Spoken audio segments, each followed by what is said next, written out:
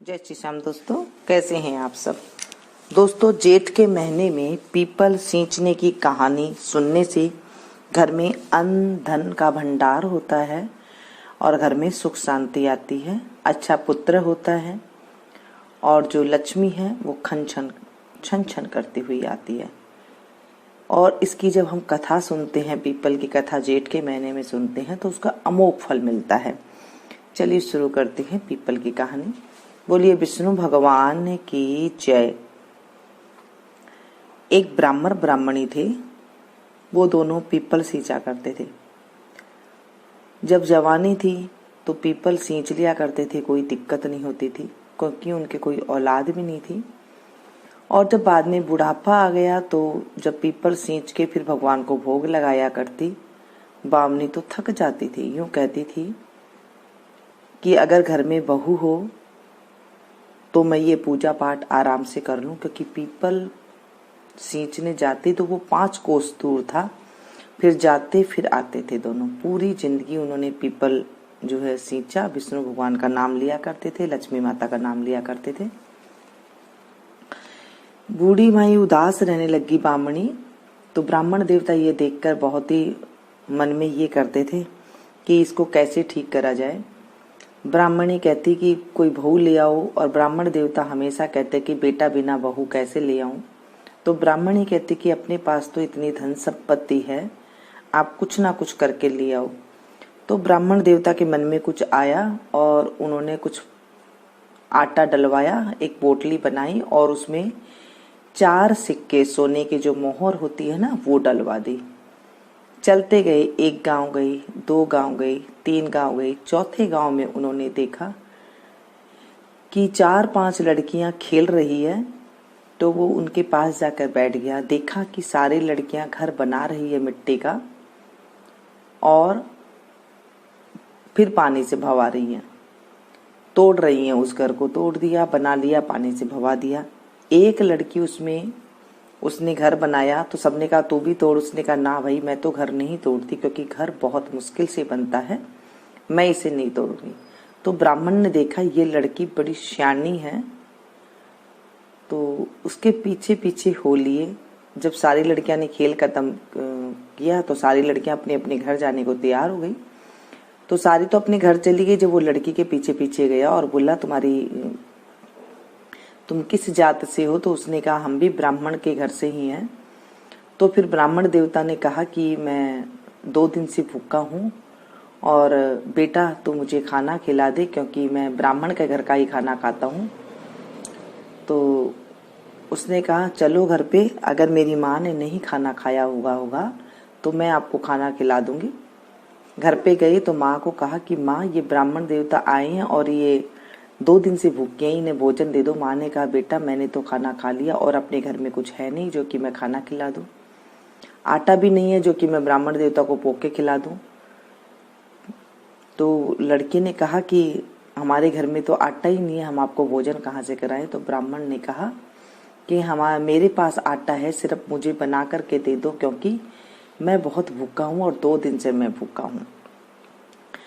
पर आटा ले जा और आटा को छान लेना। उसकी माँ ने कहा चलो ठीक है। आटा ले लिया और चलनी से छानने लगी। छाने तो उसमें 4 मोहरे सोने की निकली, सोने के सिक्के होते हैं वो निकली। तो उसने कहा, उसकी मम्मी ने कहा कि आप बेटा ये मोहरे जाके पंडित ब्राह्मण को दिया हो। तो वो लड़की गई देने के लिए, तो उन्होंने कहा कि नहीं भाई, हमारे घर में तो बहुत धन संपत्ति है, आप ये रख लो। पता नहीं इधर उधर कहीं रख देते हैं, खूब धन संपत्ति है, जिसमें चाहो उसमें रख देते हैं, आप ये रख लो। उन्होंने रख लिया। इतनी देर में ही जो है लड़की के पिता भी आ गया, बातचीत की, खाना खाया, बैठे। फिर ब्राह्मण को पता लगा कि ये तो बहुत पैसे वाले हैं, मोहर रुपया वाले हैं, सोने वाले हैं। तो पूछा ब्राह्मण देवता आप आगे कहाँ जा रही हैं।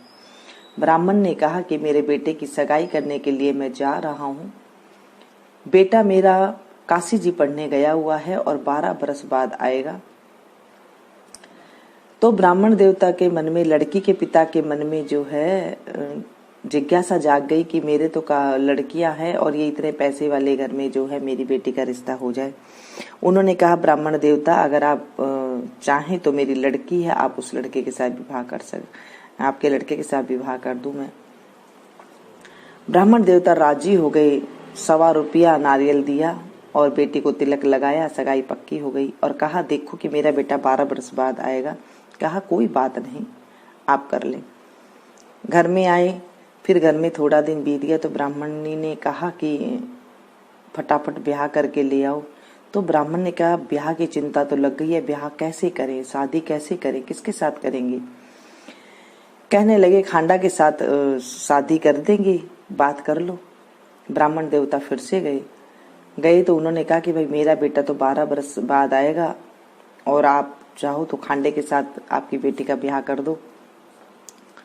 बेटी का पिता भी राजी हो गया। इधर ब्राह्मण देवता जो है खांडे के साथ जो है ब्याह करके घर में ले आए। बहू आ गई, छोटी सी बहू, सारे दिन फिरती रही, काम करती रही, उछल कूद करती रही, छम छम करती रही। अब सारे दिन वो काम करती, अच्छा साफ सुथरा काम कर देती, ब्राह्मण ब्राह्मणी आती तो अच्छा भोजन खिला देती और इस तरह से टाइम बीतता गया। पहले के जमाने में क्या था कि आग ही घर में नहीं होती थी। एक दिन आग खत्म हो गई तो वो भागी भागी छोटी सी बिंदनी गई पास में पड़ोसन के पास कि पड़ोसन मुझे फटाफट से आग दे दे, मेरे सास ससुरा आने वाले हैं, उनको मैं भोजन पकाऊं, भोजन उनके लिए बनाना है। उसने पूछा कि तू किसकी बहू है। कहते मैं तो, मेरा तो पति 12 काशी जी पढ़ने गया है, मैं उसकी बहू। उन्होंने कहा कि हमने तो आज तक इसका बेटा देखा नहीं, तू इसकी बहू कहाँ से हो गई, ये तो तुझे ऐसे ही ले आई है।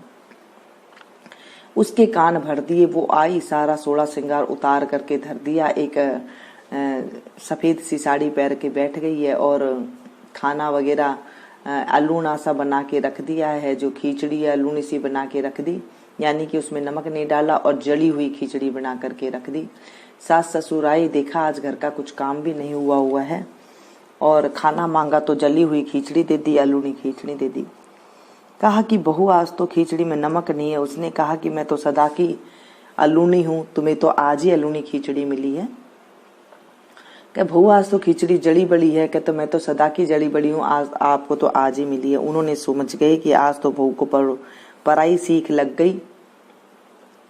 कुछ नहीं बोले, बेचारी चुप करके बैठ गई। पता है कि बगैर बेटे के बहू लेकर के आई, अब क्या करें, अब किसको तो पता लग गया, अब क्या करें इस बात का।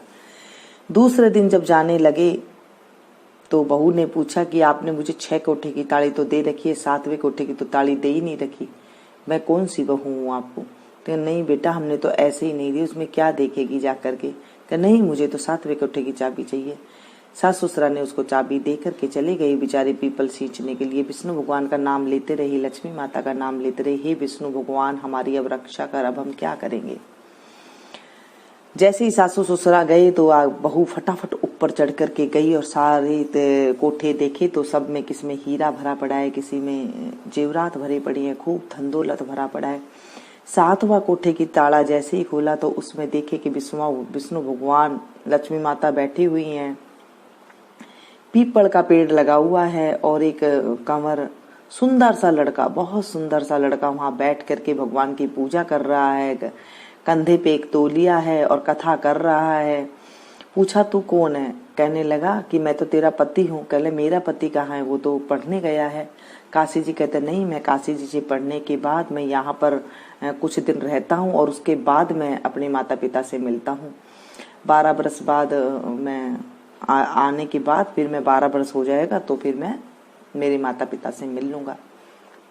अब उससे रहा ना जाए, वो फटाफट आई, अपने सारे कपड़े पहने ओढ़े और उसके बाद जाके 16 श्रृंगार किया और फटाफट सारा घर का काम किया, अच्छा अच्छा भोजन बनाया और फिर फटाफट देखती गई कि कैसे सास ससुरे आए, कद मैं बात करूं, कब ससुरे आए, कब सास आई। आने के बाद सास ससुरे आई, थके आ रही तो कहने लगी आओ सासू जी आपके जू काटूं। कि नहीं बहू थके आ रहे आए हैं। तो ससुरा जी ने कहा कि ब्राह्मण देवता ने कहा कि कड़वा लो नहीं तो ये फिर नाराज हो जाएगी, जू काटने लगी। कहते बताओ कि आप कहाँ जाते हो। उन्होंने कहा कि हम पीपल सींचने जाते हैं, 5 कोस दूर पीपल देवता है, वहां पर हम विष्णु भगवान लक्ष्मी जी की पूजा करके आते हैं। तो कहने लगे आप इतनी दूर क्यों जाते हो, अपने तो घर में ही है। ब्राह्मणी बोली कि बिंदनी घर में छोड़, ये तो गांव में ही नहीं है। बोले नहीं चलो, आगे आगे बहू पीछे पीछे सासू भाग भाग के गए। देखे तो 7वां कोठे की चाबी खोली तो देखे तो उसमें विष्णु भगवान, लक्ष्मी माता बैठी है। पीपल का पेड़, एक बड़ा सारा पीपल का पेड़ है, उसके नीचे एक बहुत सुंदर सा लड़का बैठा हुआ है, कथा कर रहा है, पूजा पाठ कर रहा है। कहता तू कौन? बोले मैं आपका बेटा। बोले हमारे तो कोई बेटा ही नहीं। बोले नहीं, विष्णु भगवान ने आपका बेटा दिया है माता। गदगद हो गए विष्णु भगवान ने हमारी सुन ली। दोनों ब्राह्मण ब्राह्मणी गदगद हो गए और भगवान से आशीर्वाद लेने लगी और भगवान की जो है आराधना करने लगे कि हे भगवान, आपने हमारी ऐसी रक्षा करी। बोले मैं माँ जान जाऊंगी बेटा, ये जान जाएगी, लेकिन सारी दुनिया कैसे जानेगी। दूसरे दिन लोहे का आंगी पहन ली माँ ने। बेटा नदी के इस पार खड़ा हो गया, माँ उस पार खड़ी होगी। लोहे की आंगी में से ही दूध की धार बेटे के मुंह में चली गई। सारे गांव में हेला फेर गया कि सब कोई विष्णु भगवान की पूजा करना, जेठ के महीने में पीपल जरूर सींचना, इससे इतना ज्यादा धन दौलत आता है, सुंदर सा लड़का आता है घर में, सुंदर सी बहू आती है, अन्न धन से घर का भंडार भरा रहता है। हे पीपल देवता, जो आपको पढ़े सुने और सुनावे उसके घर में भी अन्न धन का भंडार देना। ऐसे ये कथा का महात्म है। पीपल सींचते टाइम पे दोस्तों एक चीज का ध्यान रखना चाहिए हमें कि हमें सुबह सूर्य उदय से पहले अगर हम पीपल सींच लेते हैं तो बहुत अच्छा होता है, क्योंकि सूर्य उदय के बाद पीपल को नहीं सींचना चाहिए। द्वादशी के दिन पीपल को नहीं सींचना चाहिए। शुक्रवार के दिन भी जो है पीपल को नहीं सींचना चाहिए। अगर आप शाम को सींच रहे हैं तो 6 बजे के बाद, आप गर्मी है तो उसके बाद आप जो है उसकी पूजा, जो दीपक जलाया जाता है वो आप कर सकते हैं। और अगर आप सूर्य उदय से पहले सुबह नहीं उठ सकते हैं तो आप 9 बजे से पहले पहले जो है पीपल की पूजा कर सकते हैं, उसके बाद नहीं करनी चाहिए।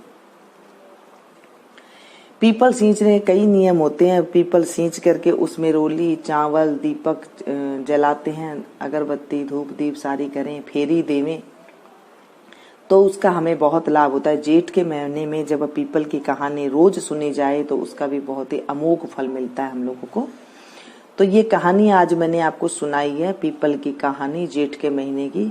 पसंद आई तो प्लीज एक लाइक जरूर दें, इससे मेरा हौसला बढ़ता है, और आगे इसे जरूर ज्यादा ज्यादा शेयर करें, क्योंकि जो पढ़ता है, सुनता है और सुनाता है उसे भी जो है घर में अन्न धन भंडार भरा रहता है। उसके बहुत सुंदर पुत्र पैदा होता है घर में, और बहुत सुंदर जो है अच्छी बहू घर में आती है, धन दौलत लेकर के आती है, ऐसा कहा जाता है, हमारे ग्रंथों में लिखा हुआ है। मिलती हूँ मैं फिर से एक नई कहानी के साथ।